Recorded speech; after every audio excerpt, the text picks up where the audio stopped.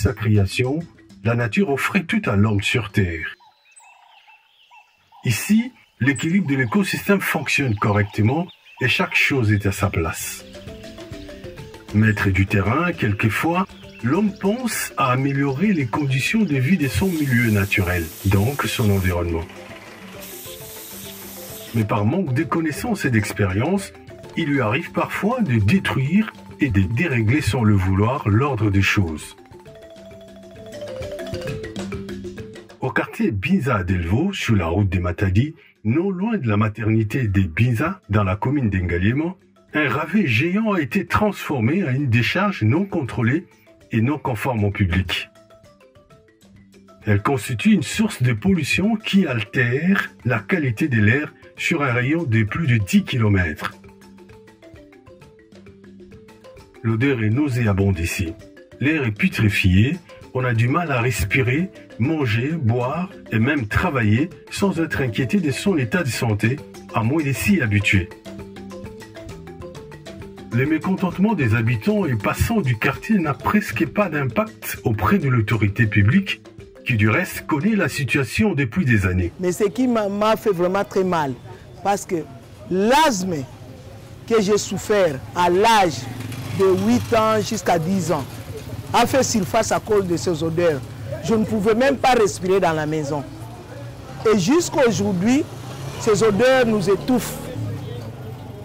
La journée, ça va encore, mais la nuit, ces gens qui viennent déposer les immondices, les véhicules viennent la nuit.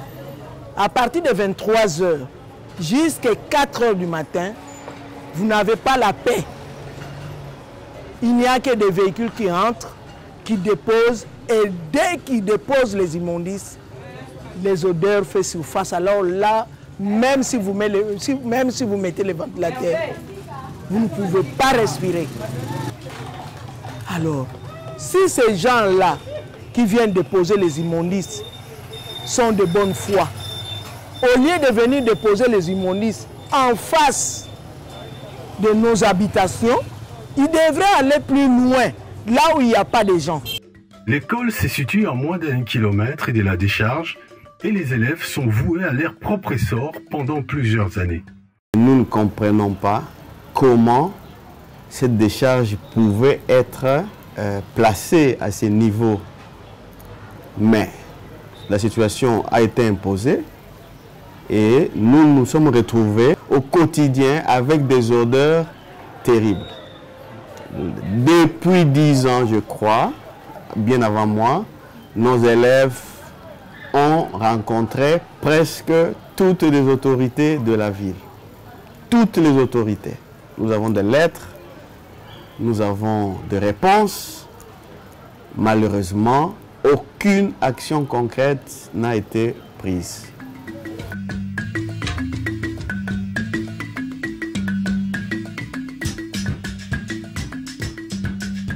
Techniquement, pour ma part, je demanderais que s'il y a moyen de la déplacer, de la mettre ailleurs, en tout cas, qu'on fasse le plus tôt possible serait le mieux. Parce que c'est devenu une habitude, donc la typhoïde, des maladies dans tout genre, donc nous retombent dessus et c'est vraiment insupportable à vivre. L'inquiétude est finalement grandissante et cette situation embarrasse tous les quartiers. Les hommes de science sont aussi alertés. Finalement, un groupe d'études constitué des chercheurs de l'Université de Kinshasa, de l'Université pédagogique nationale et de l'ONG Futura en Vifoa à Asbel descendent sur terrain. Leur souci est d'aider les décideurs à bien comprendre la situation afin de prendre des bonnes décisions vis-à-vis de l'impact combien néfaste que représentent ces sites d'immondices sur des personnes vivant aux alentours, notamment le nourrisson et les personnes âgées. Pour mener à bien tout cela, il y a nécessité de faire un état des lieux du site. Rien ne fait au hasard. Il faut donc disposer du temps d'investigation, sensibiliser la population qui a intérêt à comprendre le bien fondé de la recherche menée sur terrain, avoir l'expertise en la matière et disposer des appareils de précision pour un résultat crédible et fiable.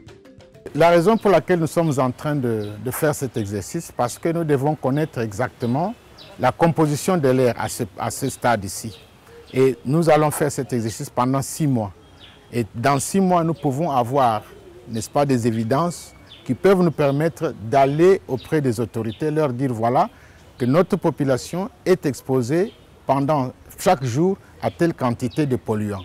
Alors, cette quantité de polluants, selon les spécialistes, n'est-ce pas, les épidémiologistes, ils peuvent maintenant nous dire que si vous êtes exposé à telle quantité de tel polluant ou tel autre, voilà ce que vous pouvez connaître comme maladie. Cet exercice, n'est-ce pas, c'est un exercice préliminaire parce que normalement, c'est le gouvernement qui devrait financer de telles études parce que jusqu'à présent, en ce qui concerne la qualité de l'air, nous n'avons pas de normes.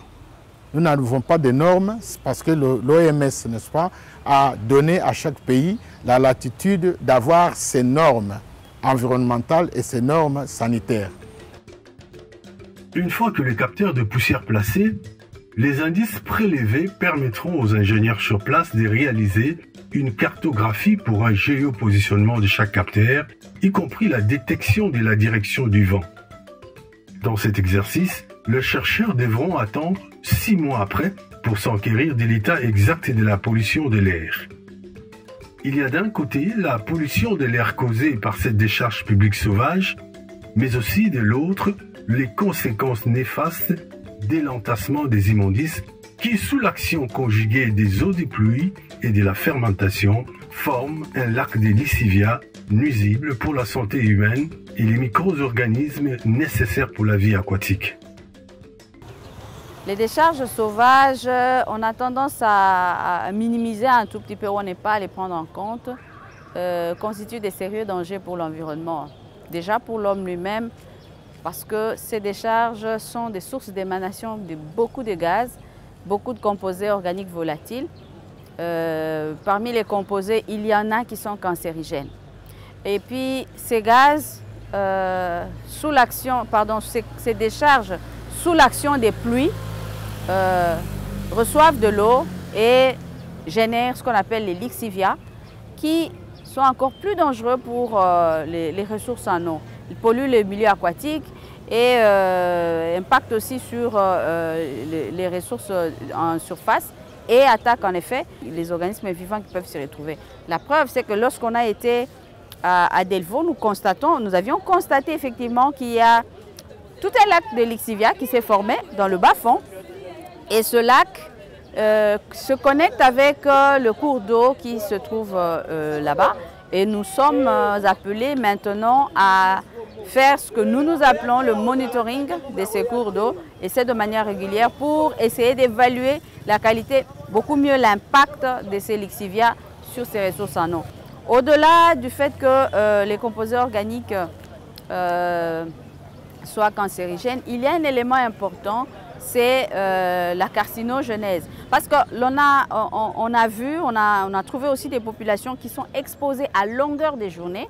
Hein, la carcinogenèse dépend aussi de la fréquence et du temps d'exposition.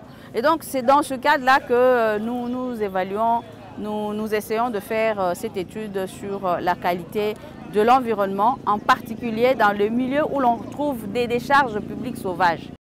Selon l'Organisation mondiale de la santé, une odeur prononcée ou nauséabonde pendant une durée assez longue devient un polluant de l'environnement capable de créer un stress et déclencher des réactions physiques, psychologiques, sociales et comportementales. Nous devons tous dire non à la saleté. On pense souvent qu'une décharge publique jetée sur la 3e avenue après chez nous, c'est pas chez nous. L'air n'a pas besoin d'une avenue. Elle est transportée dans des décharges dans toutes les maisons, elles entrent dans nos maisons, nous le respirons, nous serons aussi malades. Autour de nos maisons, c'est plusieurs déchets qu'on nous jette. Des déchets ménagers, des déchets chimiques par moment, des produits non biodégradables. Mais avec la chaleur, la fumée, le feu qu'on allume, ça produit des réactions chimiques qui libèrent dans le sol des composants très toxiques qui vont polluer l'eau. Cette eau, nous allons les prendre dans les sources. Ces produits, ce sont généralement des métaux, le plomb, la dioxine, qui vont rentrer dans ce que nous prenons comme eau soi-disant potable, mais en rentrant dans le corps, vont entraîner une perturbation de fonctionnement de notre corps, et c'est comme ça qu'on a une augmentation des cancers. C'est comme ça qu'on a une augmentation des maladies du cœur, qu'on appelle les cardiopathies ischémiques, les vaisseaux du cœur qui s'ébouchent. Mais pourquoi pas les vaisseaux du cerveau qui se bougent, qui donnent l'AVC? Mais au-delà de ces taux, mais il y a également le contact avec tous ces objets qui passent par là, qui reviennent vers nous, que nous touchons dans les mains, les mouches et les vecteurs qui rentrent vers les décharges et qui reviennent dans nos maisons. Ils transportent les mêmes microbes qui seront sources. Nous avons parlé de l'hépatite A, c'est les microbes, un virus qui est transmis par l'eau, par la boisson, les mains sur les légumes déposés, même sur les décharges des immondices, comme on les voit fréquemment à Kinshasa, qui va détruire notre foie. Et on a des yeux chauds, qu'on appelle ictère, et après un cancer du sein. Voilà toutes les maladies. Au fait, c'est tout l'ensemble des maladies qui sont économiquement épuisantes pour des populations déjà pauvres et qui n'auront pas les moyens ni du diagnostic ni du traitement, mais qui sont évitables par l'assainissement du milieu. L'insalubrité, c'est être exposé à un milieu qui n'est pas sain, un milieu nuisible à la santé.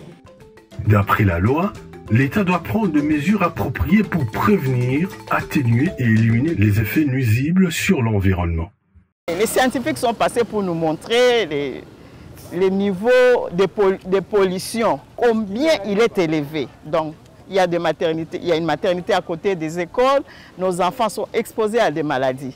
En ce qui concerne les personnes qui ont pris cette décision-là, normalement, si c'est l'hôtel de ville ou je ne sais pas, il devait avoir l'avis d'un expert sur les conséquences de telle décharge. Si moi je constate que l'expert a été fantaisiste ou carrément les autorités n'ont pas pris son avis, ce n'est pas l'unique manière de lutter contre l'érosion, même si elle menaçait la route. Donc on ne peut pas mettre en danger la santé de toute une population simplement parce qu'il faut résoudre un problème de route. Et ces autorités sont poursuivables. Nous avons dit qu'il y a des peines de prison allant de 5 à 10 ans et de lourdes amendes dans les cas d'espèce.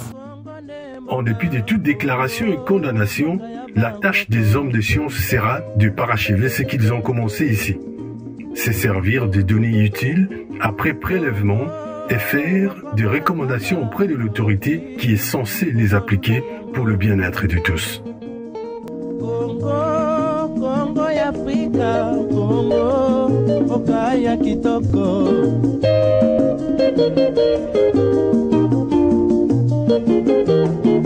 Congo ya batu mayele, Congo, makobikisa yo.